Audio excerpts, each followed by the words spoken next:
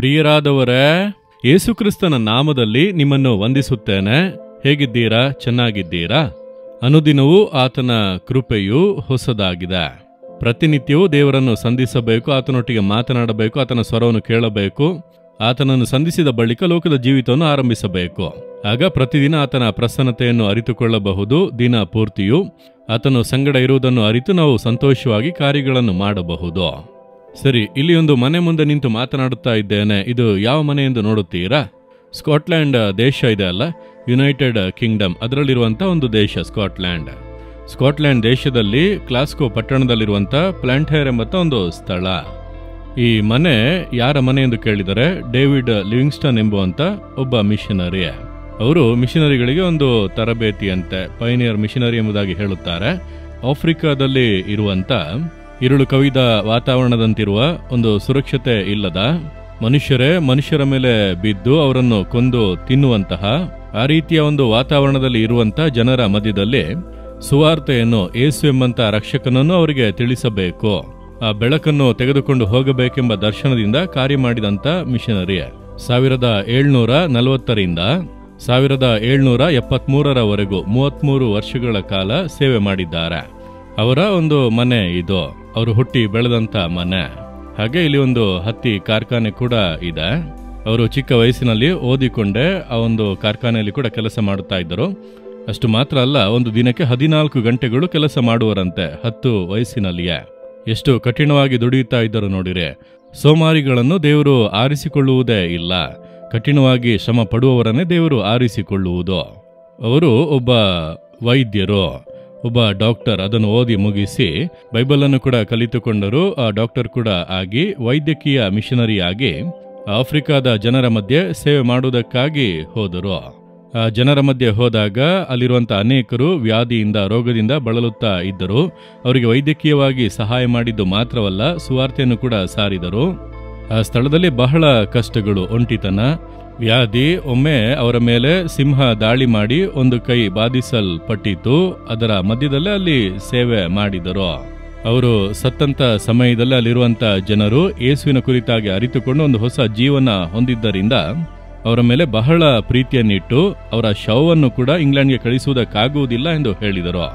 ಕೊನೆಗೆ ಇಂಗ್ಲೆಂಡ್ ಸರ್ಕಾರವೇ, ಇಲ್ಲ, ಅವರ ಶರೀರ ನಮಗೆ ಬೇಕು, ಅವರನ್ನು ನಾವೇ ಇಲ್ಲಿ ಸಮಾಧಿ ಮಾಡುತ್ತೇವೆ ಎಂದು ಕೇಳಿಕೊಂಡದ್ದರಿಂದ ಜಾಂಬಿಯಾದಲ್ಲಿರುವಂಥ, ಆಫ್ರಿಕಾದಲ್ಲಿರುವಂಥ ಜನರು, ಅವರ ಆ ಒಂದು ಹೃದಯ ನಮ್ಮ ಕುರಿತಾದ ಯೋಚನೆಗಳಿಂದ ತುಂಬಿತ್ತು.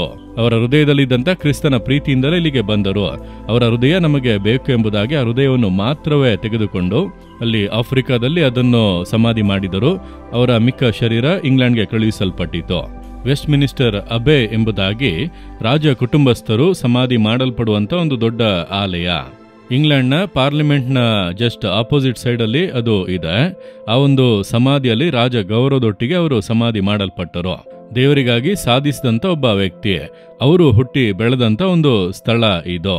ಈ ಸ್ಥಳಕ್ಕೆ ಬರುವಾಗಲೇ ದೇವರ ಮೇಲೆ ಅವರು ಎಷ್ಟು ಪ್ರೀತಿಯನ್ನಿಟ್ಟು ತ್ಯಾಗದಿಂದ ಸೇವೆ ಮಾಡಿದ್ದಾರೆ, ಆ ಒಂದು ಭಾರ ಹೃದಯದಲ್ಲಿ ಉಂಟಾಗುತ್ತದೆ. ಸರಿ, ಈ ದಿನದಲ್ಲಿ ದೇವರು ಯಾವ ವಾಕ್ಯವನ್ನು ಇಟ್ಟಿದ್ದಾರೆ ಎಂದು ಅಂದುಕೊಳ್ಳುತ್ತೀರಾ? ಧರ್ಮೋಪದೇಶ ಕಾಂಡ 33ನೇ ಅಧ್ಯಾಯ 29ನೇ ವಾಕ್ಯ. ದೇವರು ಹೇಳುತ್ತಾರೆ, ಆತನೇ ನಿನ್ನನ್ನು ಕಾಯುವ ಡಾಲು, ನಿನ್ನ ಗೌರವವನ್ನು ಕಾಪಾಡುವ ಕತ್ತಿಯೂ ಆಗಿದ್ದಾನೆ. ನಿಮಗೆ ಡಾಲಾಗಿ ಕತ್ತಿಯಾಗಿ ಎರಡೂ ಆಗಿ ದೇವರು ಇದ್ದಾರೆ ಎಂಬುದಾಗಿ ದೇವರ ವಾಗ್ದಾನದ ವಾಕ್ಯ ಹೇಳಲ್ಪಟ್ಟಿದೆ. ಇದೇನಿದು ಡಾಲು ಕತ್ತಿ ಎಂಬುದಾಗಿ ಅಂದುಕೊಳ್ಳುತ್ತೀರಾ? ಆ ಕಾಲದಲ್ಲಿ ಯುದ್ಧ ಮಾಡುವಾಗ ಈ ಕಾಲದ ಯುದ್ಧ ಬೇರೆ. ಖಂಡವನ್ನು ದಾಟಿ ಖಂಡಕ್ಕೆ ಹೋಗುವಂತ ಕ್ಷಿಪಣಿಗಳು, ಈಗೆಲ್ಲ ಬೇರೆ ರೀತಿಯ ಯುದ್ಧ ನಡೆಯುತ್ತದೆ. ವಿಮಾನದಲ್ಲಿ ದಾಳಿ, ಅದರಲ್ಲೂ ಈಗ ಡ್ರೋನ್ ಮೂಲಕ ಬಾಂಬನ್ನು ಕಳುಹಿಸಿ ದಾಳಿ ಮಾಡುವಂತ ಕಾಲ ಬಂದಿದೆ. ಆದರೆ ಆ ಕಾಲದಲ್ಲಿ ವೈರಿಗಳೊಟ್ಟಿಗೆ ಯುದ್ಧಕ್ಕೆ ಹೋದರೆ ಎಡಗೈಯಲ್ಲಿ ಡಾಲು ಇರುತ್ತದೆ, ಬಲಗೈಯಲ್ಲಿ ಕತ್ತಿ ಇರುತ್ತದೆ. ಶತ್ರು ನಮ್ಮ ಮೇಲೆ ದಾಳಿ ಮಾಡುವಾಗ ನಮ್ಮನ್ನು ಕಾಪಾಡಿಕೊಳ್ಳಲು ಡಾಲು, ಅದನ್ನಿಟ್ಟುಕೊಂಡು ರಕ್ಷಿಸಿಕೊಳ್ಳುವುದು. ಶತ್ರುವಿನ ಮೇಲೆ ದಾಳಿ ಮಾಡುವುದಕ್ಕೆ ಕತ್ತಿ. ಇದೆರಡೂ ಕೂಡ ನಮಗೆ ಕರ್ತನೆ. ಈ ಲೋಕದಲ್ಲಿ ನಮಗೆ ಶತ್ರುಗಳು ಯಾರು ಎಂದು ಅಂದುಕೊಳ್ಳುತ್ತೀರಾ? ಮನುಷ್ಯರಲ್ಲ. ಕಣ್ಣಿಗೆ ಕಾಣದೇ ಇರುವಂತಹ ಶತ್ರು ಸೈತಾನನು. ಅವನೇ ನಮಗೆ ವಿರೋಧವಾಗಿ ಮನುಷ್ಯರನ್ನು ಎಬ್ಬಿಸುತ್ತಾನೆ. ಡಿಸ್ಟರ್ಬ್ ಮಾಡುತ್ತಾನೆ, ವ್ಯಾಧಿಯನ್ನು ತರುತ್ತಾನೆ, ಭಯವನ್ನು ಉಂಟು ಮಾಡುತ್ತಾನೆ, ಹೋರಾಟವನ್ನು ತರುತ್ತಾನೆ, ನಮ್ಮನ್ನು ಯಾವ ರೀತಿಯಲ್ಲಾದರೂ ಬಾಧಿಸಿ ಅಡಗಿಸಬೇಕೆಂದು ನೋಡುತ್ತಾನೆ. ಅವನ ಆಕ್ರಮಣಗಳಿಂದ ನಾವು ಬಾಧಿಸಲ್ಪಡದೆ ಇರುವಂತೆ ಡಾಲಿನಿಂದ ತಡೆದು ನಾವು ನಮ್ಮನ್ನು ಸಂರಕ್ಷಿಸಿಕೊಳ್ಳಬೇಕು. ಅವನ ಕ್ರಿಯೆಗಳನ್ನು ಲಯ ಮಾಡುವಂತೆ ಕತ್ತಿಯ ಮೂಲಕ ಪ್ರಾರ್ಥಿಸಿ ನಾವು ಅವನ ಕಾರ್ಯಗಳನ್ನೆಲ್ಲ ಲಯ ಮಾಡಬೇಕು. ಇದೆರಡನ್ನು ಕೂಡ ಕರ್ತನು ನಮ್ಮ ಕರೆಗಳಲ್ಲಿ ಕೊಟ್ಟಿದ್ದಾನೆ. ಇದೆರಡೂ ಕೂಡ ನಮಗೆ ಕರ್ತನೆ. ಆತನೇ ನಮಗೆ ಡಾಲಾಗಿಯೂ ಇದ್ದಾನೆ, ಕತ್ತಿಯಾಗಿಯೂ ಇದ್ದಾನೆ. ಹಾಗಾದ್ರೆ ಏನು ಹೇಳಬೇಕು ದೇವರೇ? ನೀವು ನನಗೆ ಡಾಲಾಗಿ ಇರುವುದರಿಂದ ಶತ್ರು ನನಗೆ ಕೇಡನ್ನು ಮಾಡುವುದಕ್ಕೆ ಆಗದು. ಅವನು ಎಷ್ಟೇ ಹೋರಾಟಗಳನ್ನು ತಂದರೂ ನನಗೆ ಕೇಡು ಮಾಡುವುದಕ್ಕೆ ಆಗದು. ಮತ್ತ್ಯಾಕೆ ಭಯಪಡಬೇಕು? ಪರಿಸ್ಥಿತಿಗಳನ್ನು ನೋಡಿ ಯಾಕೆ ಕಂಗಾಲಾಗಬೇಕು? ನಿಮಗೆ ಯಾವುದೂ ಕೇಡು ಮಾಡುವುದಕ್ಕೆ ಆಗದು. ದೇವರು ಡಾಲಾಗಿ ನಿಮ್ಮ ಮುಂದೆ ನಿಂತು ಅವುಗಳನ್ನು ತಡೆದು ಕಾಪಾಡುತ್ತಾರೆ. ಆತನೇ ನಿಮಗೆ ಕತ್ತಿ. ಯೇಸುವಿನ ಹೆಸರನ್ನು ಹೇಳಿರಿ. ಕತ್ತಿ ಯಾವ ರೀತಿಯಾಗಿ ಕತ್ತರಿಸುತ್ತದೋ ಆ ರೀತಿಯಾಗಿ ಶತ್ರುವಿನ ಕ್ರಿಯೆಗಳನ್ನು ಕತ್ತರಿಸಿ ಕೆಡವಿ ನಿಮಗೆ ಜಯ ಕೊಡುವನು. ಇಂದು ನಿಮ್ಮ ಜೀವಿತದಲ್ಲಿರುವಂತ ಹೋರಾಟ, ಸೈತಾನನು ಎಬ್ಬಿಸಿರುವಂತ ಯುದ್ಧ, ನೀವಿಂದು ಧೈರ್ಯವಾಗಿ ಅವಂದು ಡಾಲು, ಕರ್ತನೆ ನನಗೆ ಡಾಲು, ಕರ್ತನೆ ನನಗೆ ಕತ್ತಿ ಎಂಬುದಾಗಿ ನಂಬಿ ನೀವು ಯೇಸುವಿನ ಹೆಸರನ್ನು ಹೇಳಿ ಪ್ರಾರ್ಥನೆ ಮಾಡಿ ಪರಿಸ್ಥಿತಿಗಳು ತಲೆಕೆಳಕಾಗಿ ಬದಲಾಗುತ್ತವೆ. ಹಿಂದೆ ಈಗಲೇ ನೀವು ನಂಬುತ್ತೀರಾ? ಹಾಗಾದರೆ ಹೇಳಿರಿ, ಯೇಸುವೆ ನೀವು ನನಗೆ ಡಾಲಾಗಿ ಇದ್ದೀರಿ, ಕತ್ತಿಯಾಗಿ ಇದ್ದೀರಿ. ಶತ್ರು ನನ್ನನ್ನು ಜಯಿಸುವುದಕ್ಕೆ ಆಗದು. ಯೇಸು ಕ್ರಿಸ್ತನ ನಾಮದಲ್ಲಿ ನನ್ನ ಶತ್ರುವಿನ ಕ್ರಿಯೆಗಳೆಲ್ಲ ಲಯವಾಗಿ ನಾನು ಜಯಿಸುವಂತೆ ನೀವು ನನಗೆ ಕತ್ತಿಯಾಗಿ ಇದ್ದು ಜಯ ಕೊಡುವುದಕ್ಕಾಗಿ ಸ್ತೋತ್ರ ಸ್ತೋತ್ರ. ಯೇಸುವಿನ ನಾಮದಲ್ಲಿ ಆಮೇನ್ ಆಮೇನ್. Jesus redeem Kannada YouTube channel ಅನ್ನು ಸಬ್ಸ್ಕ್ರೈಬ್ ಮಾಡಿ.